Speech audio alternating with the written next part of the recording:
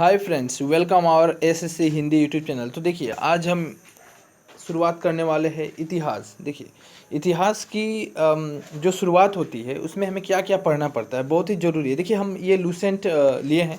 आप लोगों के पास अगर लूसेंट बुक है तो उसे निकाल लीजिए और इसमें कौन सा इंपॉर्टेंट क्वेश्चन बनेगा एग्जाम रिलेटेड, उसी को हम कवर करेंगे।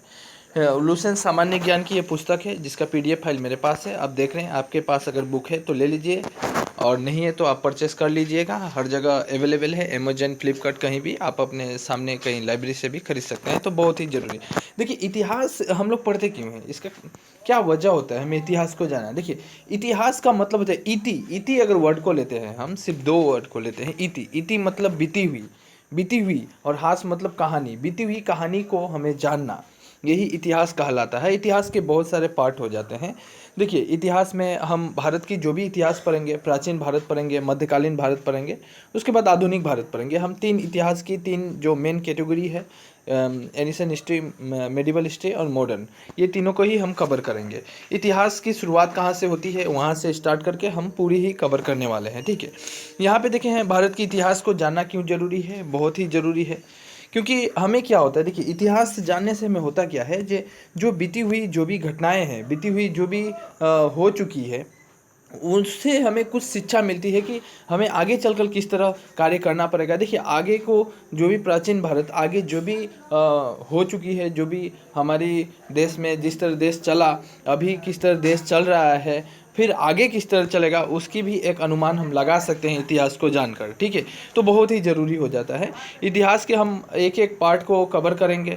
इतिहास ये शुरुआत करेंगे। देखिए, इतिहास में बहुत सारी पार्ट हो जाती है। प्राचीन भारत में भी दो तीन पार्ट आ जाएंगे। उसके बाद जो मेडिवल हिस्ट्री है, सबके एक एक पार्ट हो जाती है, तो हम पार्ट बाय पार्ट कवर करेंगे। ठीक है, यहाँ पे देखते हैं, उत्तर में हिमालय से लेकर दक्षिण में समुद्र तक फैला यह उपमहाद्वीप भारत के नाम से ज्ञात है। देखिए, आप अगर एनसीईआरटी पढ़ेंगे तो उसमें और थोड़ी डीपली कवर किया गया है। तो यहाँ पर भी लूसेंट में भी बहुत अच्छा कवर है। आपको मैं दिखा रहा हूँ कि भारत का नाम कैसे पड़ा, ये भी जानना जरूरी है। ये कहाँ से कहाँ तक फैला हुआ है, ये भी जानना। देखिए, ये उत्तर के हिमालय से लेकर, देखिए कहाँ से कहाँ तक फैला हुआ है, ये जानना जरूरी है। उत्तर के हिमालय से लेकर दक्षिण में समुद्र तक यह महाद्वीप फैला हुआ है। ठीक है, जिसे भारत के नाम से जाना जाता है। हम इसमें भारत के बारे में ही कवर करेंगे, जिसे, हाँ, ये हम वर्ल्ड के बारे में नहीं कवर कर रहे हैं, भारत के बारे में, याद रखिएगा। जिसे महाकाव्य में तथा पुराणों में भारतवर्ष अर्थात भारत का देश तथा यहाँ के निवासियों को भारतीय या भारतवासी के नाम से भी जाना जाता है। यूनानियों ने भारत को इंडिका तथा मध्यकालीन मुस्लिम इतिहासकारों ने हिंद अथवा हिंदुस्तान के नाम से संबोधित किया था। बहुत जरूरी है कि ये यूनानियों ने सबसे पहले इसका नाम क्या रखा। ये क्वेश्चन डायरेक्ट क्वेश्चन पूछा था रेलवे ग्रुप डी में, और प्लस एसएससी जीडी में भी क्वेश्चन आया हुआ था कि यूनानियों ने भारत की जो नाम रखी थी, क्या रखी थी, तो इंडिका रखी थी। ये इंपॉर्टेंट क्वेश्चन है। आप अगर नोट डाउन करना चाहते हैं तो नोट डाउन कर सकते हैं, वरना इसको लिख कवर रख लीजिए, लिख कर अपना कॉपी में रख लीजिए। आप नोट्स पेन एंड कॉपी लेके बैठे और नोट्स बनाते चले। ठीक है, जिसके पास बुक नहीं है, आराम से जो क्वेश्चन दिया जाएगा उसको बिंदास लिखिए कि यूनानियों ने भारत का क्या नाम रखा था, तो इंडिका रखा था। देखिए, इसके बाद क्या, मध्यकालीन मुस्लिम इतिहासकारों ने हिंद अथवा हिंदुस्तान के नाम से संबोधित किया था। और जो मध्यकालीन मुस्लिम इतिहासकार थे, उन्होंने हमारे देश का नाम हिंद अथवा हिंदुस्तान के नाम से ही संबोधित किया था। भारतीय इतिहास के अध्ययन की सुविधा के लिए तीन भागों में बांटा गया है। देखिए, प्राचीन भारत, मैंने पहले बोला, एनिशन हिस्ट्री, मध्यकालीन भारत और आधुनिक भारत, इसी तीन को हम बेसिकली ज़्यादा कवर करेंगे। बहुत ही इंपॉर्टेंट है। भारत में ये तीनों को ही सबसे अधिक महत्व दिया जाएगा इन इतिहास को। हम वर्ल्ड हिस्ट्री जब पढ़ेंगे तब हम उसमें विश्व युद्ध क्या, पूरे देश के बारे में हम पढ़ेंगे वर्ल्ड हिस्ट्री में। ये एक्चुअल में हम इंडियन हिस्ट्री के बारे में पढ़ रहे हैं, तो इसमें हम तीन मेन कवर करेंगे, प्राचीन भारत, मध्यकालीन भारत और आधुनिक भारत। ठीक है, आगे चलते हैं। देखिए, प्राचीन भारत की शुरुआत करते हैं हम, और प्राचीन भारत कवर होने के बाद ही हम आपकी मध्यकालीन भारत को पकड़ेंगे। बहुत इंटरेस्टिंग है। आप एक एक करके देखिए। इतिहास, हिस्ट्री पढ़ना बहुत किसी को बहुत बोरिंग लगता है, मैं जानता हूँ, लेकिन देखिए, नहीं, ऐसा नहीं है। मूवी की तरह एंजॉय करना है। बिल्कुल, आप जिस तरह मूवी देखते हैं, कोई कुछ भी हो, तो जिस तरह टीवी में आप मूवी देखते हैं ना, उसी तरह एंजॉय कीजिए इसको भी। इसमें है कुछ नहीं, बस सुननी है, सुनकर बस उसको फील करने की कोशिश कीजिए। वो ऐसा ऐसा हुआ था, आप अपने अनुभव से लीजिए। ऐसा हुआ, उन लोगों ने आए कि वेद आया, ऋग्वेद आया, महाभारत की रचना हुई, इस तरह करके पूरी कहानी हम पढ़ेंगे। उसके बाद कौन कौन लोग पहले आए हमारे देश में, इस तरह करके हम पूरे इतिहास को ही इसमें देखेंगे। ठीक है, प्राचीन भारतीय इतिहास के विषय में जानकारी मुख्य चार स्रोत है। देखिए, इतिहास की जानकारी हमें किससे किससे मिलती है, बहुत ज़रूरी है कि इतिहास हम कैसे जान सकते हैं कि ये इतिहास है या नहीं। ठीक है, देखिए 4 स्रोत हमें मिलेगी। एक होता है धर्म ग्रंथ, हम इतिहास को धर्म ग्रंथों से भी जान सकते हैं। कोई जो धर्म ग्रंथ है, जिस तरह महाकाव्य रामायण हो गया, महाभारत हो गया, ठीक है, ये धर्म ग्रंथ हो गए। उसके बाद ऐतिहासिक ग्रंथ हो गया, ऐतिहासिक बहुत सारे ग्रंथ लिखे गए थे। विदेशियों का विवरण, बहुत सारे विदेशी लोग आए थे, उन लोगों का जो विवरण दिया गया है उनके द्वारा भी हम इतिहास की जानकारी प्राप्त करते हैं। उसके बाद पुरातात्विक संबंधित साक्ष्य, बहुत सारे साक्ष्य है। जिस तरह अगर हम सिंधु घाटी की सभ्यता को पढ़ेंगे, हम इसमें सिंधु घाटी की सभ्यता को बहुत अच्छे डीपली कवर करेंगे, तो हम इंडस वैली सिविलाइजेशन में बहुत सारे साक्ष्य मिले थे, घड़े मिले थे, उसके बाद ईंटों का घर था, उस समय जो नालियाँ थी, उस समय जो पशुपति की मूर्तियाँ थी, उन लोग क्या देवी देवताओं की पूजा करते थे, हड्डियाँ मिली थी, ये सब। तो ये जो भी पत्थरों में लिखा हुआ साक्ष्य मिला था, तो इन साक्ष्यों के द्वारा ही भी हम इतिहास के बारे में जान सकते हैं। तो बेसिकली हम 4 जो स्रोत है उसको मेनली देखेंगे। एक धर्म ग्रंथ से, ऐतिहासिक ग्रंथ से, विदेशियों का विवरण और पुरातात्विक संबंधित साक्ष्य से, ये 4 ही मेन आ जाते हैं। ठीक है, इसके बाद देखते हैं धर्म ग्रंथ और ऐतिहासिक ग्रंथों से मिलने वाली महत्वपूर्ण जानकारी क्या क्या थी, इसके बारे में हम कवर करेंगे। देखिए ये इंपॉर्टेंट है, जो यहाँ पे टिक किया गया है इंपॉर्टेंट है, आप जरूर इसको इंपॉर्टेंट रखिएगा। भारत का सर्वप्राचीन, देखिए लूसेंट जो है ना, लूसेंट से डायरेक्ट एग्जामिनर क्वेश्चन पूछा है, लूसेंट से इतना ही इंपॉर्टेंट है। लूसेंट डायरेक्ट एग्जामिनर इसी से क्वेश्चन दे देता है, और लूसेंट में जो भी कवर किया गया है बिल्कुल इम्पोर्टेंट ही है। इसके अंदर हम इसको मतलब ऐसा नहीं है हम कोई भी एक जो दिया गया है उसको हम छोड़ दे सकते हैं कि हम ये नहीं पढ़ने से चल जाएगा, नहीं, ऐसा नहीं है, आपको सभी जानना जरूरी है। भारत का सर्वप्राचीन धर्म ग्रंथ वेद है, ये जरूरी है, ये भी क्वेश्चन आया हुआ था, डायरेक्ट क्वेश्चन आया हुआ था, क्या बोलूँ, आपको दिखाऊंगा मैं जब ये। हाँ, एक बात है, जो भी देख रहे हैं वीडियो उनसे कहना चाहता हूँ कि मैं जब ये पढ़ा लूँगा, प्राचीन भारत पढ़ाऊँगा, प्राचीन भारत पढ़ाने के बाद जो जो क्वेश्चन आए थे, एसएससी में आया हुआ, रेलवे में आया हुआ, ग्रुप डी में आया हुआ, जो जो क्वेश्चन बना था इसमें, यहाँ तक कि यूपीएससी में भी जो क्वेश्चन बना था वो भी मेरे पास है, वो सब मैं क्वेश्चन आपको दूंगा और प्लस उसका आंसर भी दूंगा। ठीक है, तो आप देखते रहिए, पहले इसको सीख लीजिए, पहले आप जान लीजिए, पहले समझ लीजिए, इसके बाद ही हम उस क्वेश्चन की तरफ बढ़ेंगे। भारत का सर्वप्राचीन धर्म ग्रंथ वेद है, जिसके संकलन करता महर्षि कृष्ण वेदव्यास वेद व्यास को माना जाता है। देखिए वेद व्यास जो थे ना, वो ही वेद की रचना किए थे। क्वेश्चन भी आया हुआ था कि वेद का रचना किसने किया था, इसलिए इम्पोर्टेंट है कि वेद व्यास ने वेद की रचना की थी, और इसीलिए यह सर्व प्राचीन धर्म ग्रंथ माना जाता है, वेद को ही याद रखिएगा जाता है। वे 4 वेद है, देखिए 4 वेद है। क्या क्या वेद है, वेदों की संख्या कितनी है, तो 4 है, ये याद रखना है, ये क्वेश्चन यहाँ भी बनेगा। तो वेद कितने हैं, 4 वेद है, ऋग्वेद, यजुर्वेद, सामवेद और अर्थवेद, और चारों को हम एक एक करके कवर करेंगे कि ऋग्वेद क्या है, यजुर्वेद क्या है, सामवेद क्या है, अर्थवेद क्या है, एक एक करके जाएंगे। बहुत ही बेसिक से ही लिए हैं मैं, डायरेक्टली ऐसा नहीं है कि MCQ आप बहुत सारे वीडियो देखे होंगे, ये most important 100 question, most important history question, ऐसा पढ़ने से कोई एग्जाम क्रैक नहीं होगा। बार बार बोल रहा हूँ, आपको थोड़ी डीपली नॉलेज होनी ही चाहिए, तभी आप एग्जाम को क्लियर कर पाएंगे, नहीं तो कभी भी नहीं होगा। बस वीडियो देखने से कभी नहीं होगा। मेरा तो कहना है, सजेस्ट करना हूँ, आप बुक भी खरीद ले, लूसेंट बुक खरीद ही ले, क्योंकि बहुत है, एक ही बुक काफ़ी है, इसमें सब कवर किया गया है। ठीक है, ऑल इन वन जिसको बोला जाएगा। ऋग्वेद के बारे में पढ़ते हैं। वेदों की संख्या 4 होती है, याद रखना है, ऋग्वेद, यजुर्वेद, सामवेद और अर्थवेद। ठीक है, ऋग्वेद के बारे में पढ़ते हैं। ऋचाओं के क्रमबद्ध ज्ञान के संग्रह को ऋग्वेद कहा जाता है। बहुत सारी ऋचाएं लिखी गई थी। अब बोलेंगे ऋचाएं क्या है, एक स्रोत होता है, जिस तरह आप पढ़ते होंगे कोई कविता वगैरह, इस तरह करके ऋचाओं की रचना की गई थी।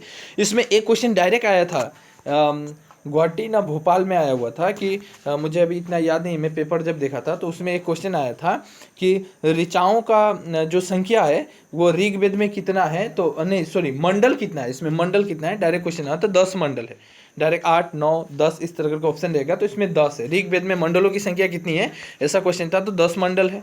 इसके बाद देखिए सूक्त कितने हैं, 1028 सूक्त है।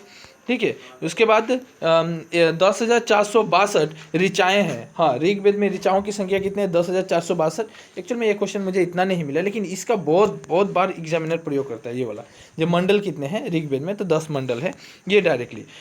इस वेद के ऋचाओं के पढ़ने वाले को क्या कहा जाता है, हाँ ये भी क्वेश्चन आया हुआ था। होत्री कहते हैं, ये क्वेश्चन आया हुआ था, होत्री कहते हैं, इसलिए यहाँ पे टिक किया गया कि इम्पोर्टेंट है। मैं बस इम्पोर्टेंट ही, मैं जो ऐसा बुक है, मैं इसको बहुत सिलेक्शन करके रखा था बहुत पहले, तो वही मैं बुक को पीडीएफ बनाया और आपको ये प्रोवाइड करा रहा हूँ, ताकि आप भी वहाँ पे टिक करके रख सकते हैं या हाईलाइट करके रख सकते हैं। ठीक है, ये हाईलाइट कर लीजिए। होत्री कहते हैं, होत्री किसे कहते हैं? जो ऋग्वेद को पढ़ता है, ऋग्वेद को पढ़ने वाले को क्या कहते हैं? होत्री कहते हैं। इस वेद से आर्य के राजनीतिक प्रणाली एवं इतिहास के बारे में जानकारी मिलती है। इसको पढ़ने से हमें आर्य लोगों के बारे में, उसकी राजनीतिक प्रणाली किस तरह की थी उसके बारे में हमें जानकारी मिलती है। विश्वामित्र द्वारा रचित ऋग्वेद के तीसरे मंडल में सूर्य देवता सावित्री की समर्पित प्रसिद्ध गायत्री मंत्र, ये क्वेश्चन डायरेक्ट आया हुआ था, गायत्री मंत्र किसमें है? तो गायत्री मंत्र ऋग्वेद में पाई जाती है। और गायत्री मंत्र की रचनाकर्ता कौन है? तो यह है विश्वामित्र। ठीक है, विश्वामित्र याद रखिएगा, विश्वामित्र, और ऋग्वेद में ही गायत्री मंत्र है। ठीक है, और देखिए सूर्य देवता सावित्री को समर्पित प्रसिद्ध है। ये जो गायत्री मंत्र है ये किसके समर्पित है? किसको समर्पित है? तो यह सूर्य देवता सावित्री को समर्पित है। इसके 9वें मंडल में देवता सोम का उल्लेख है। देखिए 9वें मंडल में ये भी क्वेश्चन आया हुआ था, जो 9वें मंडल में किसका उल्लेख मिलता है? तो सोम का उल्लेख मिलता है। ऋग्वेद की रचना किसने की थी? ये क्वेश्चन आएगा तो आप वहाँ पे देखिएगा, ऋग्वेद की रचना किए थे विश्वामित्र ने। ठीक है, और विश्वामित्र ने ही ठीक है, विश्वामित्र ने ही गायत्री मंत्र की रचना की है, और उसी ऋग्वेद में ही 9वें मंडल में सोम का भी उल्लेख मिलता है। ठीक है, इसके 8वें मंडल की हस्तलिखित ऋचाओं को लीख कहा जाता है। ये क्वेश्चन इतना नहीं बना है, फिर भी मैं इसको इम्पोर्टेंट रखा हूँ, इतना आया नहीं है, फिर भी जानना जरूरी है, इसलिए इसको टिक नहीं किया गया है इन दोनों को, फिर भी जानना जरूरी है। इसके 8वें मंडल की हस्तलिखित ऋचाओं को क्या कहा जाता है? तो लीख कहा जाता है। नेक्स्ट देखते हैं पॉइंट, चतुष्वर्णीय समाज की कल्पना का आदि स्रोत ऋग्वेद के 10वें मंडल में वर्णित पुरुष सूक्त है, जिसके अनुसार 4 वर्ण ब्राह्मण, क्षत्रिय, वैश्य तथा शूद्र। देखिए हम उस समय ना वर्ण विभाजन था, वर्ण में जिस तरह हम लोग अभी है ना, अभी भी हम लोग अभी भी चलते हैं, अभी भी ब्राह्मण है, क्षत्रिय लोग जिस तरह है, उस समय 4 वर्ण थे। क्या क्या थे? ब्राह्मण थे, क्षत्रिय थे, वैश्य और शूद्र। ठीक है, ये हमको देखने को मिलेंगे। आदि पुरुष ब्रह्मा के क्रमशः मुख, भुजाओं, जंघाओं और चरणों से उत्पन्न थे। इसमें बोला गया है जो ब्राह्मण थे वह किससे उत्पन्न हुए थे? मुख से उत्पन्न हुए थे। ठीक है, ब्रह्मा के मुख से। उसके बाद क्षत्रिय जो थे वो भुजाओं से उत्पन्न हुए थे। उसके बाद वैश्य थे जंघाओं से, और शूद्र जो थे चरणों से उत्पन्न हुए थे, ये कहा जाता है वेदों में। ठीक है, इसके बाद देखते हैं, ये एक नोट है, सो इम्पोर्टेंट नोट है। धर्मसूत्र 4 प्रमुख जातियों की स्थिति, व्यवसायों, दायित्वों, कर्तव्यों तथा विशेषाधिकारों में स्पष्ट विभेद करता है। देखते हैं क्या विभेद करता है। यहाँ पे देखिए एक और इम्पोर्टेंट है, वामनावतार के 3 पगों के आख्यान का प्राचीनतम स्रोत ऋग्वेद है। देखिए जो भगवान विष्णु थे वो वामन अवतार लिए थे, और उन्होंने 3 पग में पूरी पृथ्वी को माप लिया था। आप अगर महाभारत देखे होंगे, रामायण देखे होंगे तो उसमें मिलेगा, वो देखना भी चाहिए। इन लोगों से भी यही हिस्ट्री, यही साक्ष्य होता है। ठीक है, तो वहाँ पे क्या दिखाया गया था कि वामन अवतार में 3 पगों में भगवान विष्णु ने पूरे पृथ्वी को माप लिए। तो वही यहाँ पे भी बतलाया गया है कि 3 पगों के आख्यान का प्राचीनतम स्रोत ऋग्वेद ही है। ऋग्वेद में ही उनकी जो वामन अवतार है वो हमें मिलती है। ठीक है, और ऋग्वेद में इंद्र के लिए 250 तथा अग्नि के लिए 200 ऋचाओं की रचना की गई है। ये याद रखना है। अग्नि के लिए कितनी ऋचा है? अग्नि के लिए 250 और अग्नि के लिए 200 और इंद्र के लिए 250 ऋचाओं की रचना की गई है। नोट देखते हैं, प्राचीन इतिहास के साधन के रूप में वैदिक साहित्य में ऋग्वेद के बाद शतपथ ब्राह्मण का ही स्थान होता है।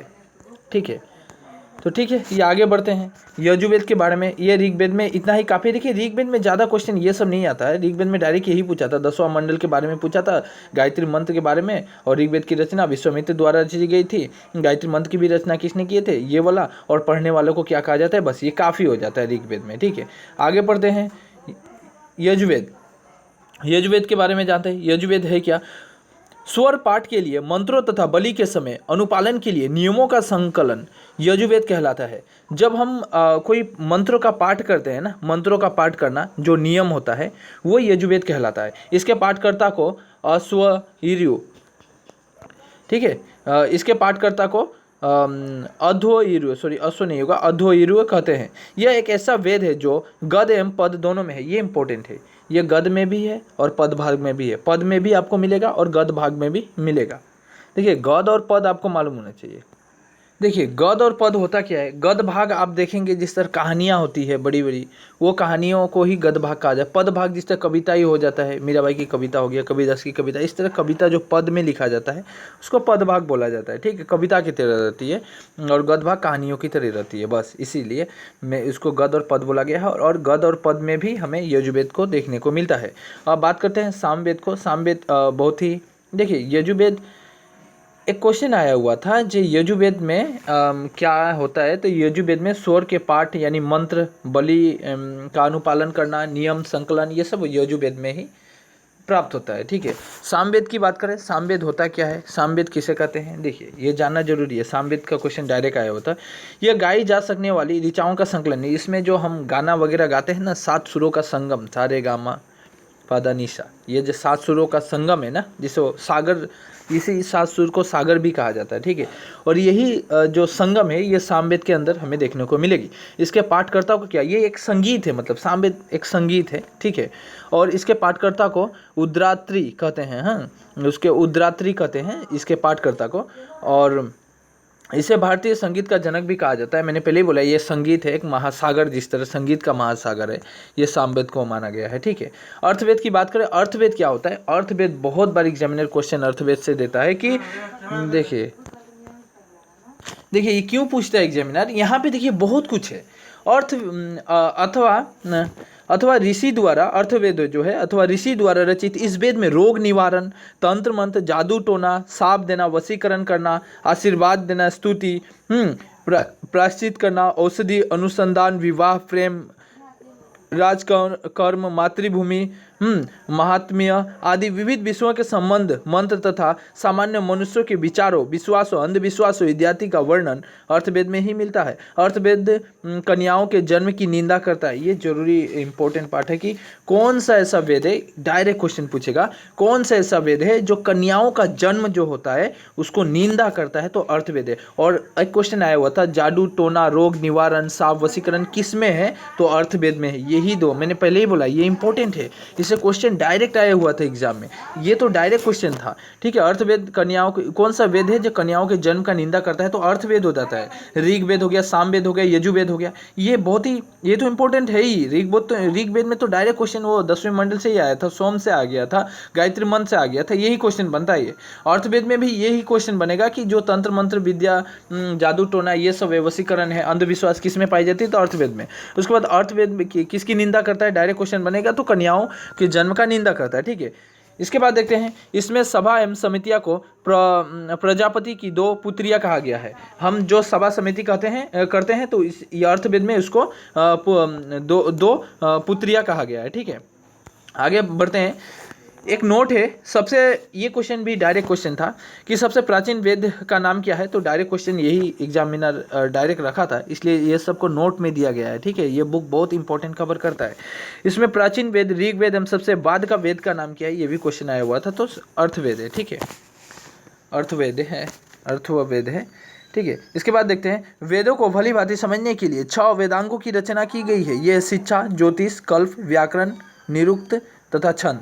देखिए वेद को अच्छी तरह अगर हमें जानना है तो हमें 6 वेदांगों की रचना की गई है। क्या क्या, शिक्षा ज्योतिषी के द्वारा, कल्प के द्वारा, व्याकरण के द्वारा, निरुक्त तथा छंद के द्वारा। ठीक है, ये 6 इंपॉर्टेंट है। ठीक है, देखते हैं, भारतीय ऐतिहासिक कथाओं का सबसे अच्छा क्रमबद्ध विवरण पुराणों में मिलता है। पुराण में देखेंगे कि भारतीय ऐतिहासिक कथाओं का अगर एक के बाद एक घटनाएं जो घटी है, क्रमबद्ध मतलब एक के बाद एक, 1 2 3 4 इस तरह करके, अच्छा क्रमबद्ध अगर विवरण हमें कहीं पे मिलता है तो वो कहाँ पे मिलता है, अच्छा क्रमबद्ध मिलता है पुराणों में। ठीक है, पुराण अगर पढ़ेंगे तो पुराणों में मिलेगा।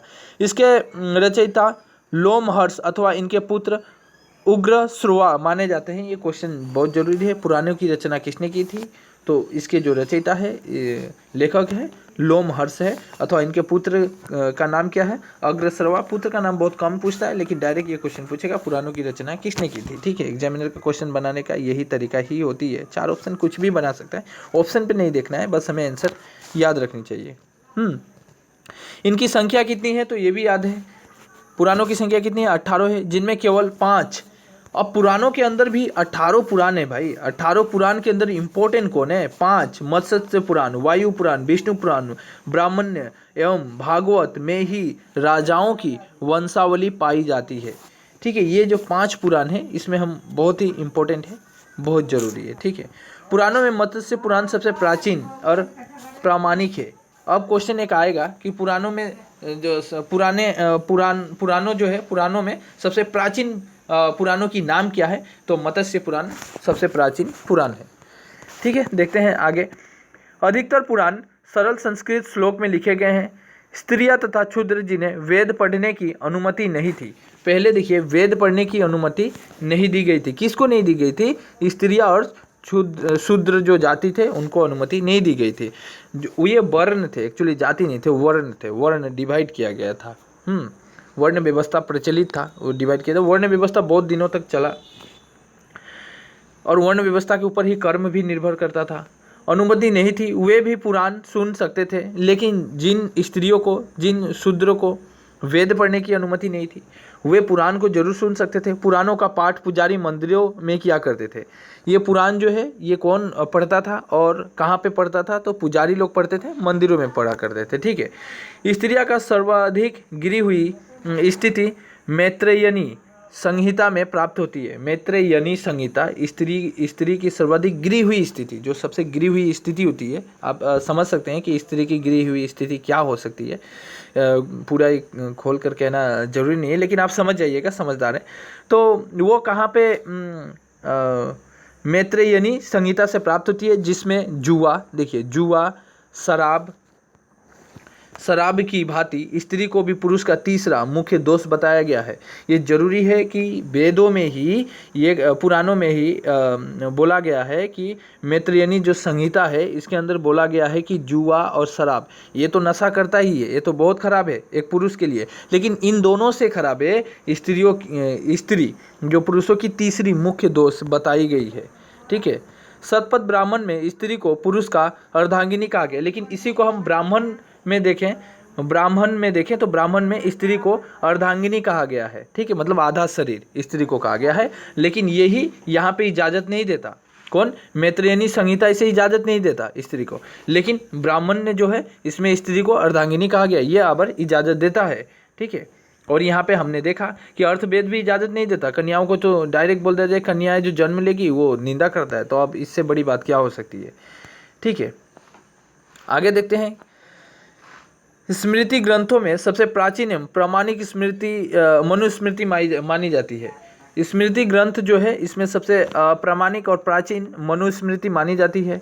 यह शुंग काल का मानक ग्रंथ है। नारद स्मृति गुप्त युग के विषय में जानकारी प्रदान करता है। ठीक है, ये इम्पोर्टेंट इतना है नहीं, आगे देखते हैं जो इम्पोर्टेंट है। ये इम्पोर्टेंट है। जातक में बुद्ध की पूर्व जन्म की कहानियाँ वर्णित है। क्वेश्चन आया हुआ था जो बुद्ध, जो गौतम बुद्ध थे, उनकी पूर्व जन्म की कहानी हमें किस में मिलती है? तो जातक कथाएं, एक क्वेश्चन ऑप्शन में भी था, एसएससी सीजीएल में पूछा गया था कि जातक कथाएं, कथा प्रचलित थी जातक कथाएं, जिसमें बुद्ध की पूर्व जन्म की कहानियाँ हमें वहाँ पे प्राप्त होती है। ठीक है, हीनयान का प्रमुख ग्रंथ कथावस्तु। ये देखिए, ये जो गौतम बुद्ध थे उनके बौद्ध धर्म था वो 2 भागों में बटा हुआ था। हीनयान एक उसी का एक पार्ट होता है। तो हीनयान का जो प्रमुख ग्रंथ था ना वो कथा वस्तु है, जिसमें महात्मा बुद्ध का जीवन चरित्र अनेक कथाओं से के साथ वर्णित है। और हीनयान के अंदर ही हम अगर स्टडी करेंगे तो हमें महात्मा बुद्ध की पूरी जीवनी और चरित्र के बारे में हमें वहाँ पे वर्णन मिलेगा। ठीक है, इसके बाद आगे पढ़ते, देखिए ये सब पढ़ेंगे हम लोग, बौद्ध धर्म भी पढ़ेंगे, जैन धर्म पढ़ेंगे, आगे पढ़ेंगे। बस उसका कुछ वर्णन यहाँ पे है, वो तथ्य है, तो हम उसको जानना जरूरी है। तो हम आगे बढ़ते हैं। जैन साहित्य को आगम कहा जाता है। जैन धर्म भी आया था और जैन साहित्य को आगम कहा जाता है। इतना इंपॉर्टेंट है नहीं एग्जाम से। जैन धर्म का प्रारंभिक इतिहास, हाँ ये इंपॉर्टेंट है कि जैन धर्म का प्रारंभिक इतिहास किस में मिलता है? तो कल्पसूत्र में ज्ञात होता है। तो कल्पसूत्र के अंदर हमें जैन धर्म की प्रारंभिक इतिहास के बारे में जानकारी मिलती है। हीनयान में हम गौतम बुद्ध की पूरी चरित्र के बारे में जानकारी प्राप्त कर सकते हैं, तो जरूर याद रखिएगा। और एक क्वेश्चन, ये क्वेश्चन मैं बार बार बोल रहा हूँ, डायरेक्ट क्वेश्चन आया हुआ था, जो गौतम बुद्ध की पूर्व जन्म की कहानियाँ किसमें प्रचलित है, तो जातक कथाएं में बार बार इंपॉर्टेंट रखिया गया, क्योंकि क्वेश्चन डायरेक्ट है। मैं आपको जब MCQ कराऊंगा जो आया हुआ था उसका आंसर भी दूंगा, डायरेक्ट दिखाऊंगा कि ये किस सन में आया हुआ था, ठीक है। तब वहाँ पे आपको देखने को मिलेगा। हम लोग एक लास्ट में एक टेस्ट भी लगाएंगे, लेकिन इस वीडियो में नहीं लगाएंगे, हम पहले इसको कवर कर लेते हैं फिर लगाएंगे, ठीक है। टेस्ट लगाएंगे, टेस्ट भी चलेगा और ये भी चलेगा। जब हम प्राचीन भारत की कुछ पार्ट, हम पहले कुछ पार्ट कवर करेंगे, फिर टेस्ट लगाएंगे, फिर कुछ पार्ट कवर करेंगे, फिर टेस्ट लगाएंगे, तब हमारी स्टडी कंप्लीट होती जाएगी, ठीक है। तो आगे देखते हैं। जैन साहित्य के बारे में हम थोड़ी बहुत जानकारी प्राप्त कर ही लिए हैं, क्योंकि जो जैन धर्म का प्रारंभिक इतिहास है वह हमें कहाँ मिलता है, तो कल्पसूत्र में ज्ञात होता है। जैन ग्रंथ भगवती सूत्र में महावीर के जीवन कृतियों तथा अन्य समकालीनों के साथ उनके संबंधों का विवरण है। हम देखिए भगवती सूत्र को अगर स्टडी करते हैं, भगवती सूत्र को आप जब पढ़िएगा तो महावीर के जीवन कृतियों, महावीर का भी जन्म परिचय सब कुछ वहाँ पे मिलेगा। उसके बाद वो उनके जो समकालीन उस समय जब थे, महावीर जैन की बात की जा रही है, महावीर जब जैन थे तो उनके संबंध में जो भी संबंधों की जो भी विवरण है वो हमें मिलेगी। उनके समकालीन मतलब उसी समय जो भी घटनाएं घटी थी उस समय, तो वे हमें भगवती सूत्र के अंदर मिल जाती है। आगे देखते हैं। अर्थशास्त्र के लेखक चाणक्य है, ये क्वेश्चन भी डायरेक्ट पूछा गया था। जब अर्थशास्त्र के लेखक कौन है, कौटिल्य, विष्णुगुप्त, चाणक्य, इनका 3 नाम याद रखिएगा, कौटिल्य, विष्णुगुप्त और चाणक्य। क्वेश्चन डायरेक्ट पूछा गया था, अर्थशास्त्र के लेखक कौन है, लेखक के बारे में पूछता है। इनको तो बहुत पहले ही रखा गया है, इनको फ्रंट पे ही रखा जाता है कि अर्थशास्त्र के लेखक कौन है, तो चाणक्य, कौटिल्य, इस तरह के बहुत सारे आएंगे, बहुत सारी किताबें आएंगी। जिस तरह ये भी पूछा गया था, राजतरंगिणी के लेखक कौन है, डायरेक्ट पूछा था। चचनामा किसने लिखा, डायरेक्ट क्वेश्चन हम देखा एग्जाम में, डायरेक्ट क्वेश्चन था, ठीक है। तो इसको देखते हैं कि अर्थशास्त्र के लेखक कौन है, तो चाणक्य। आप चाणक्य ऑप्शन में, ये भी गारंटी नहीं है कि चाणक्य रहेगा, कौटिल्य भी रह सकता है, विष्णुगुप्त रह सकता है, ये 3 नाम है उनके, तो तीनों नाम याद रखना है उनके, कुछ भी हो सकता है ऑप्शन में। यह 15 अधिकरणों एवं 180 प्रकरणों में विभाजित है। इसमें मौर्यकालीन इतिहास की जानकारी प्राप्त होती है। जो चाणक्य थे वो मौर्यकालीन, जो चंद्रगुप्त मौर्य काल के समय थे, तो मौर्य कालीन की जो भी इतिहास है उस कालीन की इतिहास हमें वो अर्थशास्त्र के अंदर देखने को मिल जाती है, ठीक है। संस्कृत साहित्य में ऐतिहासिक घटनाओं को क्रमबद्ध लिखने का सर्वप्रथम प्रयास कलहन के द्वारा किया गया। देखिए संस्कृत एक भाषा है, आप जानते हैं, तो संस्कृत साहित्य में ऐतिहासिक जो भी घटनाएं जो भी भाई बीत चुकी है उसको तो लिखना पड़ेगा, राइटिंग रहना चाहिए। तो हम इसको क्या कहते हैं जी, ये जो है कलहन, उस समय एक राइटर थे, कलहन द्वारा एक रचित पुस्तक है, राजतरंगिणी में मिलती है, ठीक है। संस्कृत भाषा में इन्होंने लिखे थे, कलहन किस लैंग्वेज में लिखे थे, तो संस्कृत भाषा में लिखे थे। उन्होंने किस पुस्तक की रचना की थी, राजतरंगिणी की। क्वेश्चन उल्टा कर भी देता है एग्जामिनर, थोड़ी घुमा कर देगा कि राजतरंगिणी की रचना किसने की थी, राजतरंगिणी की रचना कलहन ने की थी। और क्वेश्चन ऐसा भी है कि कलहन ने किस प्रमुख पुस्तक की रचना की थी। आपको 4 पुस्तक दे दी जाएंगे, निम्नलिखित में से एक को ही चुनना है, तो राजतरंगिणी वहाँ पे ऑप्शन रहेगा, तो आप जरूर मारिएगा कि इसके लेखक कलहन है। जिसका संबंध कश्मीर के इतिहास से, आप कश्मीर का तो इतिहास आप जानते हैं, फिलहाल 370 हटाया गया है। ये बहुत पहले राजाओं महाराजाओं की कहानी है, जिसके कारण 370 को हटाया गया। इसके बारे में आप थोड़ी डिटेल्स जरूर जान के रखिएगा, एग्जाम में क्वेश्चन बनेगा ही। आर्टिकल 370 क्या है, 37 क्या है, 35 क्या है, इस सब के ऊपर क्वेश्चन डायरेक्ट पूछता है। आर्टिकल 19 क्या है, आर्टिकल 16 क्या है, डायरेक्ट, ठीक है। तो ये सब क्वेश्चन आर्टिकल के ऊपर जब हम वो ये पढ़ेंगे कि हम जब राजनीतिक पढ़ेंगे, पॉलिटिकल कवर करेंगे, तो हम वो सब कवर कर लेंगे। अभी बस इतना ही जानिए, जब हम लोग आज इतिहास पढ़ रहे हैं तो इतिहास के बारे में ही थोड़ी समझते हैं, ठीक है। अरबों की सिंध विजय का वृतांत चचनामा, लेखक अली अहमद। ये क्वेश्चन डायरेक्ट आया था जी, चचनामा के लेखक कौन है, लेखक अली अहमद है, में सुरक्षित है। लेकिन अरबों की सिंध विजय, अरबी लोग आए थे हमारे देश में, तो अरबी लोगों ने सिंध पे विजय प्राप्त की थी, हाँ, तो उसी समय चचनामा लिखा गया था। इसके लेखक कौन है, तो लेखक अली अहमद जी है, ठीक है। अष्टाध्यायी यानी संस्कृत भाषा व्याकरण की प्रथम पुस्तक है। ये अष्टाध्यायी क्या है, ये संस्कृत भाषा व्याकरण की प्रथम पुस्तक है, जिसके लेखक कौन है, पाणिनि है। क्वेश्चन ये भी है, अष्टाध्यायी के लेखक कौन है, इंपॉर्टेंट है, वेरी वेरी इंपॉर्टेंट। अष्टाध्यायी के लेखक कौन है, पाणिनि है, ठीक है। इसमें क्या मिलता है, इस बुक को पढ़ने से हमें क्या जानकारी मिलेगी, इसमें मौर्य के पहले का इतिहास तथा मौर्य युगीन राजनीतिक अवस्था की जानकारी मिलेगी। जो मौर्य कालीन के इतिहास के बारे में भी जानकारी मिलेगी, उसके मौर्य कालीन के पहले के इतिहास के बारे में भी जानकारी हमें मिलेगी। ठीक है, तो क्वेश्चन यहाँ पे क्या क्या बना इंपॉर्टेंट, एक क्वेश्चन बना जे बुद्ध की जो कथाएं हैं किस में प्रचलित थी, तो जातक कथाएं में प्रचलित थी। ठीक है, इसके बाद है कल्पसूत्र में क्या है, तो कल्पसूत्र में जैन साहित्य की जो आगमन हुई थी वो जैन धर्म की प्रारंभिक जो इतिहास है कल्पसूत्र में ही ज्ञात होता है। अर्थशास्त्र के लेखक कौन थे, ये क्वेश्चन बनेगा, तो कौटिल्य, विष्णुगुप्त या चाणक्य कह लीजिए, ये थे। ठीक है, और क्वेश्चन ये भी बनेगा जो चाणक्य किसके समकालीन थे, या कौटिल्य विष्णुगुप्त किसके, तो मौर्य वंश के समकालीन थे। उसमें राजा भी दिया रहेगा, चंद्रगुप्त मौर्य, इस तरह ऑप्शन रहेगा, तो आपको ऑप्शन टिक करना है।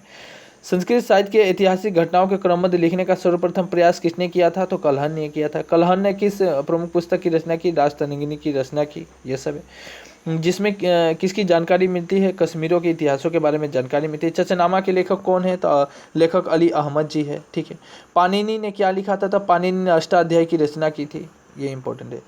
उसके बाद देखते हैं कात्यायन की गार्गी संहिता एक ज्योतिष ग्रंथ है, फिर भी इसमें भारत पर होने वाले यवन आक्रमण का उल्लेख है। यवनों ने हमारे भारत पर आक्रमण किया था, ये हम अभी पढ़ेंगे, हम आगे बढ़ेंगे तो पढ़ेंगे यवन लोग किस तरह आक्रमण किया। तो यवनों ने जो आक्रमण किया था इसकी जो जानकारी मिलती है, इसकी तथ्य हमें कहाँ से मिलेगी, यह गार्गी संहिता एक ज्योतिषी ग्रंथ है, फिर भी इसके अंदर हमें यवन आक्रमण का उल्लेख मिलता है। ठीक है, तो इतना क्वेश्चन नहीं बनेगा ये, लेकिन ये जरूर बनेगा। पतंजलि पुष्पमित्र शुंग के पुरोहित थे। पतंजलि किसके पुरोहित थे, पुष्पमित्र शुंग के पुरोहित थे। इनके महाभाष्य से शुंगों के इतिहास का पता चलता है। चलिए, ये इतना नहीं चाहिए। अब देखते हैं, ये इंपॉर्टेंट है, विदेशी यात्रियों से मिलने वाली प्रमुख जानकारी। हमने पहले ही बोला था हम क्या क्या स्टडी करेंगे, फिर से आगे दिखाते हैं। देखिए, हम पहले ही बोले थे हम कुछ धर्म ग्रंथ पढ़ेंगे, ऐतिहासिक ग्रंथ पढ़ेंगे, विदेशियों का विवरण पढ़ेंगे। तो अभी हम लोग विदेशी यात्री लोग जो आए थे, इसके अभी हम तीसरे नंबर पे हैं। अभी 1 नंबर 2 नंबर कवर कर लिए हम लोग। ठीक है, अभी तीसरे नंबर पे है, तो तीसरे नंबर को कवर करने जाए। यहाँ पे देखते हैं जो यूनानी रोमन लेखक थे, ये विदेशी यात्रियों में मिलने वाली प्रमुख जानकारी के अंदर हम लोग ए में क्या कवर करेंगे, यूनानी रोमन लेखक, जो यूनानी लेखक थे इसके बारे में थोड़ी जानकारी ले लेते हैं। देखिए, टेसियस ये भी एक लेखक थे, ये एक ईरान का राजवेद था। ठीक है, राजवेद था। भारत के संबंध में इसका जो विवरण था ना, आश्चर्यजनक कहानियों से परिपूर्ण होने के कारण अविश्वसनीय है। इन्होंने आश्चर्यजनक बातें कही है भारत के बारे में, जिसके कारण इनकी जो बातें हैं विश्वास ही नहीं की गई थी, और ये क्वेश्चन बहुत कम ही आया था एग्जाम में, लेकिन ये क्वेश्चन आया हुआ था इसलिए टिक किया गया है। हेरोडोटस जो इतिहास का पिता कहा जाता है, ये क्वेश्चन बार बार यही बनता है जो इतिहास के पिता किसे कहते हैं, तो हेरोडोटस को कहा जाता है। यही क्वेश्चन बना था ज़्यादातर। ठीक है, एग्जाम में बहुत बार ये क्वेश्चन बना है। इसने अपनी पुस्तक हिस्टोरिका, इन्होंने एक पुस्तक भी लिखी थी हेरोडोटस। क्या पुस्तक लिखे थे, हिस्टोरिका में 5वीं शताब्दी ईसा पूर्व के भारत फारस के संबंध का वर्णन किया है, परंतु इसका विवरण भी अनुसूत्रियों एवं अफवाहों का आधारित है, अफवाह पर आधारित है। इनकी जो भी बातें थी ना, इनकी बातें भी अफवाहों से भरा हुआ था, जिसके कारण इनका भी इतना इम्पोर्टेंट नहीं दिया गया, लेकिन इतना जरूर इम्पोर्टेंट दिया गया कि इनको फादर ऑफ हिस्ट्री यानी हेरोडोटस को इतिहास का पिता कहा जाता है। यही क्वेश्चन बनेगा और कुछ नहीं बनेगा। मैं बार बार, हाँ, एक क्वेश्चन और बन सकता है, हिस्टोरिका के लेखक कौन है, तो हेरोडोटस है।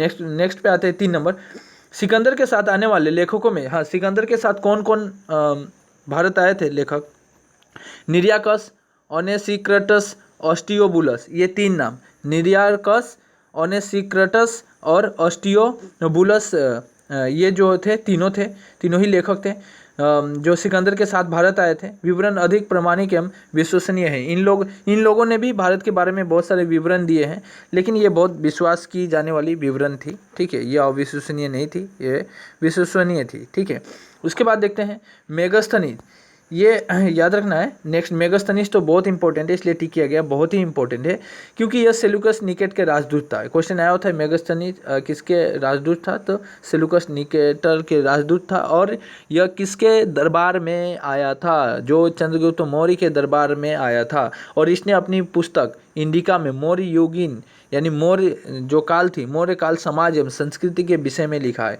और इसीलिए मैंने पहले बोला ये एक यूनानी है। देखिए, हाँ, और ये क्वेश्चन ऊपर भी था, मैं जब पढ़ा था यहाँ पे। देखिए इंडिका, यूनानियों ने ही भारत को इंडिका तथा मध्यकालीन मुस्लिम इतिहासों ने इसे हिंद अथवा हिंदुस्तान कहा, इसलिए याद रखिएगा इंडिका किसने कहा था, ठीक है।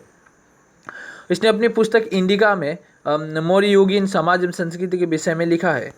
उसके बाद डाइमेकस, यह सीरियन नरेश अंतियोकस का राजदूत था जो बिंदुसार के राज दरबार में आया था। क्वेश्चन इंपॉर्टेंट है, बिंदुसार के राज दरबार में कौन आया था, तो ये इंपॉर्टेंट है। उसके बाद देखते हैं, ये इतना नहीं है फिर भी हम देखते हैं, कवर करते हैं।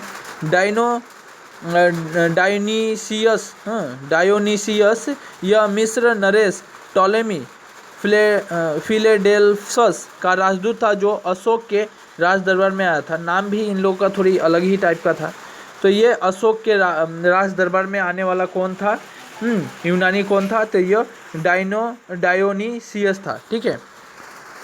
टॉलेमी का बहुत बार इंपॉर्टेंट, मोस्ट बीबीआई, टॉलेमी, इसने दूसरी शताब्दी में ही भारत का भूगोल नामक पुस्तक लिखी थी। क्वेश्चन डायरेक्ट बना था, भारत का भूगोल नामक पुस्तक किसने लिखी थी, तो ये सेकेंड शताब्दी में ही इन्होंने लिखी थी, जिसका नाम था टॉलेमी। उसके बाद प्लिनी, इसने प्रथम शताब्दी में नेचुरल हिस्ट्री नामक पुस्तक लिखी। इसमें भारतीय पशु और पेड़ पौधे, खनिज पदार्थों आदि के बारे में विवरण मिलता है। उसके बाद देखते हैं 9 नंबर, पेरिप्लस ऑफ द इरीथ्रेयन सी। इस पुस्तक के लेखक के बारे में जानकारी नहीं है कि ये पुस्तक किसने लिखी थी, लेखक के बारे में कोई जानकारी नहीं है। यह लेखक करीब 80 ईस्वी में ही हिंद महासागर की यात्रा पर आया था। इसने उस समय के भारत के बंदरगाहों तथा व्यापारिक वस्तुओं के बारे में जानकारी दी है। ये पुस्तक में हम लोग बंदरगाह और भारत की जो व्यापारिक वस्तु थी इसके बारे में जानकारी मिलती है, पर इसके लेखक के बारे में ही जानकारी नहीं मिलती है। बाय द वे, आशा करता हूँ इतना दूर हुआ। कल चीनी लेखक के बारे में पढ़ेंगे, फिर इसके बाद बहुत सारा है अरबी लेखक के बारे में। अंत जो भी लेखक आए हैं, लेखकों के बारे में जानना जरूरी है, क्योंकि मैं बार बार बोल रहा हूँ, क्वेश्चन यहाँ से डायरेक्ट बनता है। इंडिका का किसने लिखा था, डायरेक्ट क्वेश्चन बना था। टॉलेमी ने भारत का भूगोल लिखा था, ठीक है। हेरोडोटस को क्या कहा जाता है, इतिहास का पिता कहा जाता है, ठीक है। राजतंत्र की रचना किसने की, कल्पसूत्र क्या है, हीनयान क्या है, इतना क्वेश्चन डायरेक्ट, जातक कथाएं क्या है, ठीक है। तो क्वेश्चन ये सब डायरेक्ट बनेंगे। सो इंपॉर्टेंट क्वेश्चन बने हैं, बहुत सारा हम लोगों ने देखा, आज कवर किया। नेक्स्ट कल पार्ट 2 आएगा। पार्ट 2 में आप देखिएगा चीनी लेखक से फहियान वेनसांग कौन था, बहुत जरूरी है। वेनसांग के ऊपर क्वेश्चन डायरेक्ट आया था। चंद्रगुप्त द्वितीय के दरबार में कौन आया था, डायरेक्ट क्वेश्चन इस तरह आया था। यहाँ से डायरेक्ट क्वेश्चन बनते हैं। देखिए ये मान के चलिए आपका एग्जाम का ही क्वेश्चन है, ये मान के चलिए एग्जाम का ही क्वेश्चन है। बस ये रख दिया गया है कि आप इसको पी लो या जैसे भी चबा लो और आ जाओ एग्जाम में और पास होके चला जाओ, बस यही चाहिए। अब कैसे करना है नहीं करना है ये आपके ऊपर डिपेंड है। बाय द वे, आशा करता हूँ अगर जो भी बच्चे नए हैं चैनल को सब्सक्राइब कर ले। इस तरह का बहुत सारे वीडियो मैं लाते रहूँगा। लूसेंट पार्ट 1 है, पार्ट 2 भी लाऊंगा और इंपॉर्टेंट ही रखेंगे। हम MCQ भी कवर करेंगे इसके बाद, ऐसी नहीं MCQ भी कवर करेंगे, लेकिन मैं चाहता हूँ पहले हिस्ट्री को कवर कर लेता हूँ, ठीक है। तो बाय, टेक केयर।